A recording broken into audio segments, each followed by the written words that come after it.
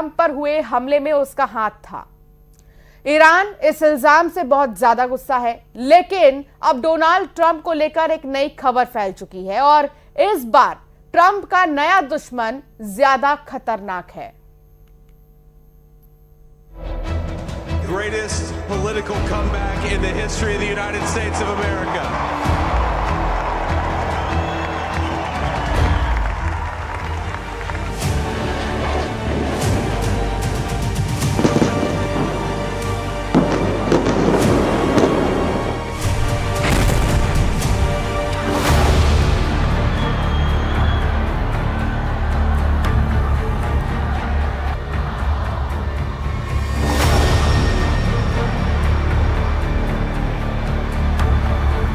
ایالات متحده آمریکا در مقابل اونچه که نسبت به ایران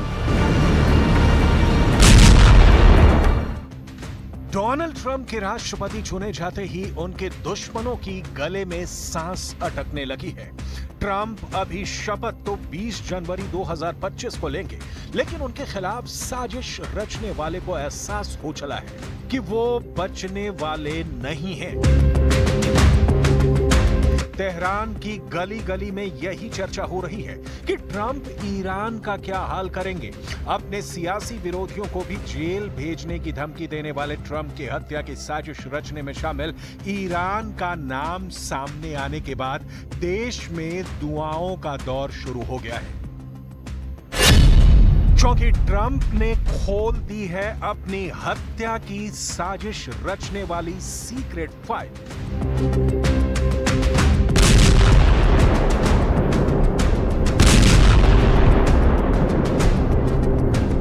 Iran के प्रति Trump की नीतियां 2016 में ही क्लियर हो गई थी कि वो इस देश के साथ कैसे डील करेंगे। ईरान ने भी खुलकर ट्रंप की मुखालफत की थी। नतीजा हुआ कि ट्रंप ने ईरान के खिलाफ प्रतिबंधों का ऐसा हथौड़ा चलाया कि अली खामनेई अब तक खौल रहे हैं। इस बीच ट्रंप व्हाइट हाउस पहुंचने वाले हैं और इजरायल के साथ ईरान का तनाव इस वक्त चरम पर है।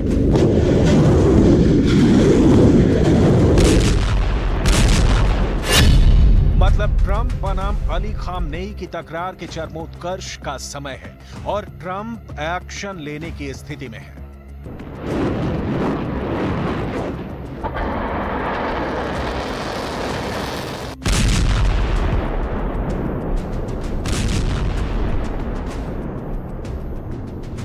एक्शन का बड़ा कारण भी मिल गया है कि ईरान ने ही ट्रंप की हत्या की साजिश रची।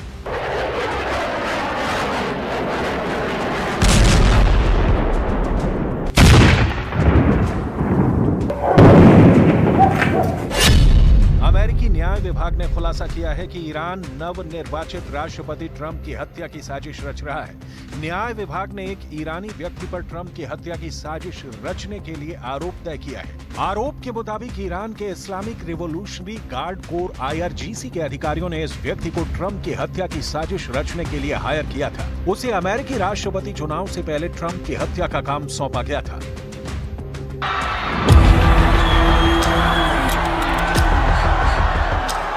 پاسخ دندانشکنی رو دریافت خواهند کرد.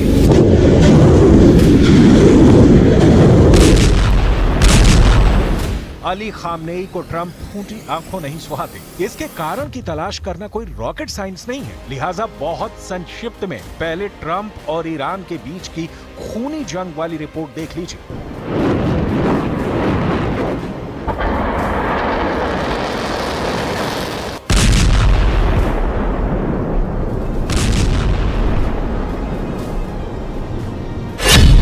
3 जनवरी 2020 को बगदाद हवाई अड्डे पर हुए एक अमेरिकी ड्रोन हमले में कासिम सुलेमानी की मौत हो गई थी।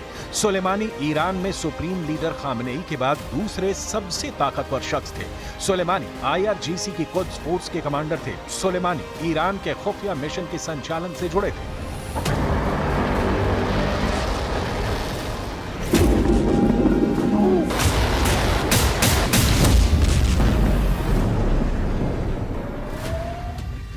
सुलेमानी की मौत ने ईरान को झकझोर कर रख दिया था। उसी वक्त सुप्रीम लीडर अली खामनेई ने ट्रंप से बदले की कसम खाई थी, लेकिन 2020 के राष्ट्रपति चुनाव में ट्रंप हार गए और ईरान के बदले का जोश ठंडा पड़ गया।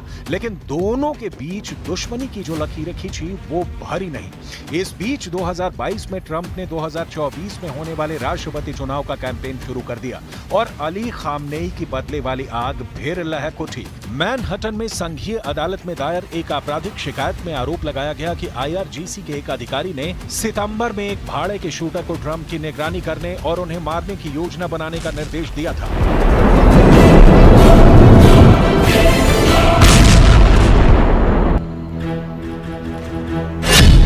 शिकायत के मुताबिक फरहाद शकेरी नाम के शख्स को ट्रंप की हत्या का जिम्मा सौंपा गया था, जो कि ईरान का सरकारी कर्मचारी था। शकेरी अफगानी नागरिक है जो बचपन में अमेरिका में आकर बस गया था। शकेरी को डकैती के लिए अमेरिका में 14 साल जेल में बिताने के बाद उसे निर्वासित कर दिया गया था। शकेरी ईरान में अब भाड़े पर हत्या की साजिश के लिए तेहरान द्वारा भर्ती किए गए बदमाशों का नेटवर्क चलाता है। ईरान रिवॉल्यूशनरी गार्ड ने पिछले सितंबर में शकेरी को ऑर्डर दिया था कि वो 7 दिनों के भीतर ट्रंप की निगरानी करने और उन्हें मारने की योजना बनाए। इसके लिए उसे मोटी रकम देने की पेशकश की गई थी। Take a look what happened.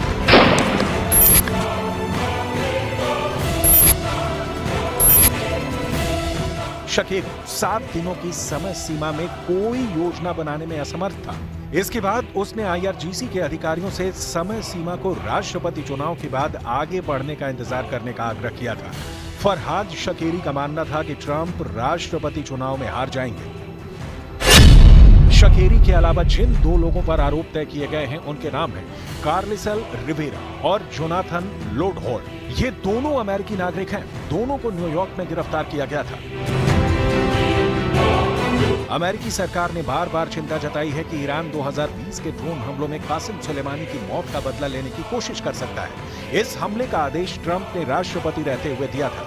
इसके कारण ईरान द्वारा ट्रंप या उनके पूर्व सलाहकारों को मारने की कोशिश का अंदेशा था। Take a look what happened.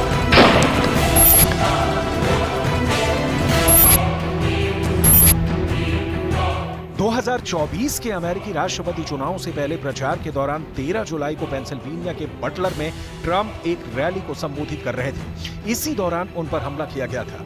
हालांकि गोली उनके कान को छूकर निकल गई थी और इस हमले में वो बाल बच गए थे। इसके बाद सितंबर 2024 में उन पर दूसरी बार हमला हुआ था। ट्रंप 16 सितंबर की दोपहर गोल्फ खेल रहे थे, तभी गोलियों की आवाजें आने लगी। आवाज सुनते ही सुरक्षा कर्मियों ने ट्रंप को सुरक्षित स्थान पर पहुंचाया। गोलीबारी के बाद पुलिस ने 58 वर्षीय रियान वेल्से राउत को हिरासत में लिया था।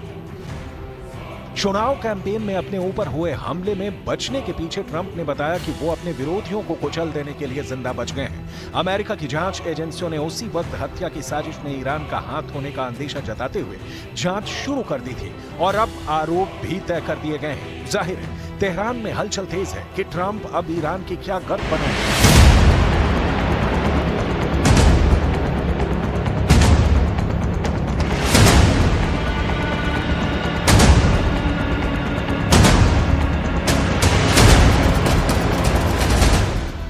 गाजा में हमास, लेबनान में हिजबुल्ला, यमन में हूथी विद्रोही ईरान की ही खाद पानी से उगे और बढ़ी ताकतें हैं जो अमेरिका की आंखों की किरकिरी हैं। ये ईरान ही है जिसने मिडिल ईस्ट में सबसे ज्यादा इजराइल के अस्तित्व को मानने में परेशानी है।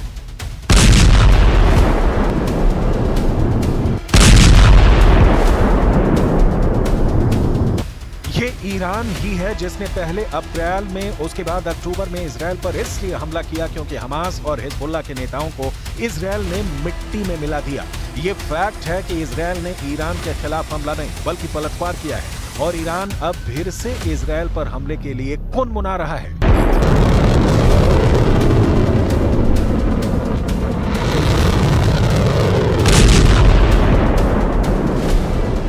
लेकिन पिछले 2 हमलों के बाद अमेरिका में सरकार बदलने जा रही है और राष्ट्रपति बाइडेन की तरह ट्रंप ईरान को किसी तरह की ढील नहीं देने वाले हैं। तय कर दिया है कि ट्रंप की हत्या की साजिश ईरान ही रच रहा है।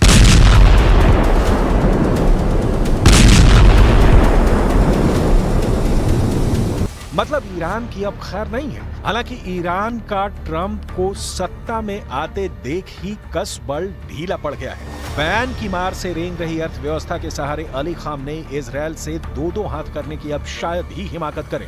एक बात और जो बहुत महत्वपूर्ण है और ईरान के खिलाफ है, वो ये कि पुतिन ट्रंप के भी करीबी हैं।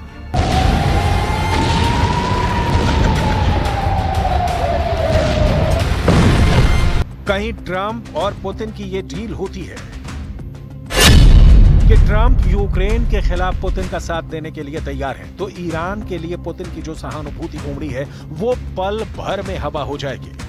ट्रंप ये ऐलान कर चुके हैं कि वो चाहे तो रूस यूक्रेन युद्ध बंद करा दें और ईरान इजरायल के बीच के तनाव को मिटा दें। देखने वाली बात यह है कि अमेरिका में सरकार रिपब्लिकन हो या डेमोक्रेट की, जियोपॉलिटिकल डिमांड ये है कि अमेरिका को इजरायल के साथ खड़ा होना ही होगा।